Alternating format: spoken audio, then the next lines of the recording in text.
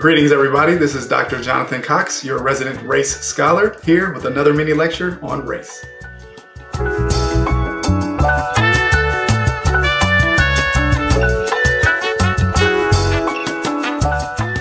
Recently, critical race theory has come under fire, mainly from conservative politicians seeking to implement legislation that bans the use of critical race theory in K-12 teaching.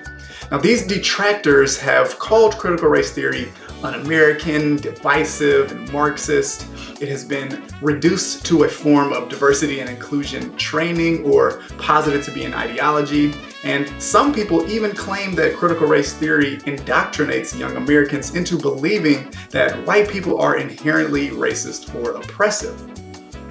To be clear, these are misguided, uninformed claims that aren't based in objective fact.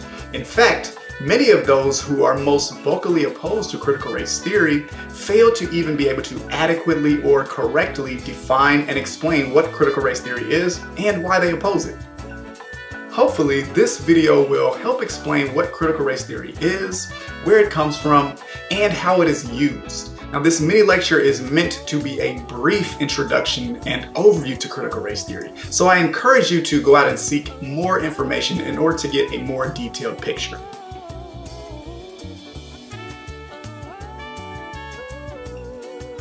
Critical race theory, or CRT as it's often called for short, is a theoretical perspective for and practice of interrogating the role of race and racism in society. Now, as Kimberly Crenshaw, a legal scholar who coined the term critical race theory, notes, critical race theory is a verb, it's not a noun.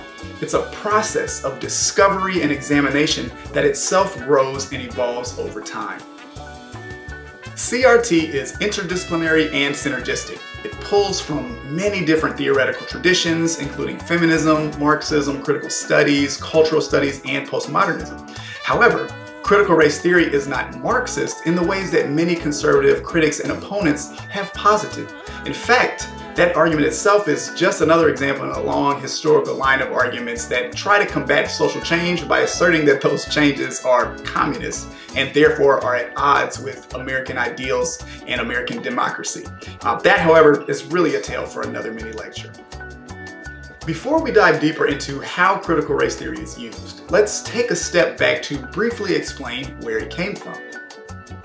Critical race theory began in the 1970s, and it builds upon the groundwork that was laid by critical legal studies, which argued that the law was not objective, neutral, or apolitical. Instead, the law itself could be used to perpetuate injustice. Now, here's where some critics fall short in their ability to accurately consider CRT, conflating critical legal studies with critical race theory. Now, critical race theory assumes the same non-objectivity of the law, but as CRT has grown, it's extended its reach beyond just the legal system to include all aspects of society.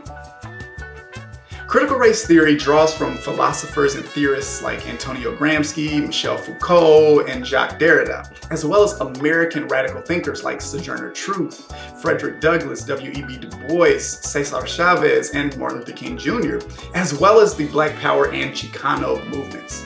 Now, as a result, critical race theory is a very rich analytic practice that intentionally incorporates the voices and experiences of historically and traditionally marginalized groups. As a practice, critical race theory is used to analyze and critique how the social construction of race and institutionalization of racism perpetuate a racial hierarchy that relegates people of color to bottom tiers in society. Now, this is achieved through several key tenets of CRT. It's important to remember that CRT is an evolving practice, so I should note that while there is no fixed list of tenets that every scholar would agree on, the few I'm about to share are ones that most would recognize. First, critical race theory begins with the recognition that racism is an ordinary, normal part of the way our society does business. It's not an aberration. It's part of the common, everyday experiences of people of color because racism is embedded into our social institutions and systems like the criminal justice system, housing and education, or work in the economy. Now, because of this normality, racism is actually really difficult to address or eliminate because it is often not acknowledged. Second, CRT holds that race is socially constructed, it's the product of social thought and relations, And we see this through science that continues to demonstrate that there is no biological or genetic basis for race.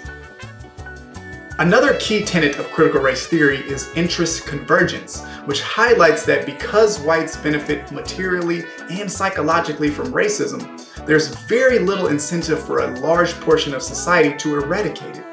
CRT scholars have actually argued that many advances for people of color, such as the desegregation of schools, actually result from the self-interest of whites instead of a true desire to help people of color.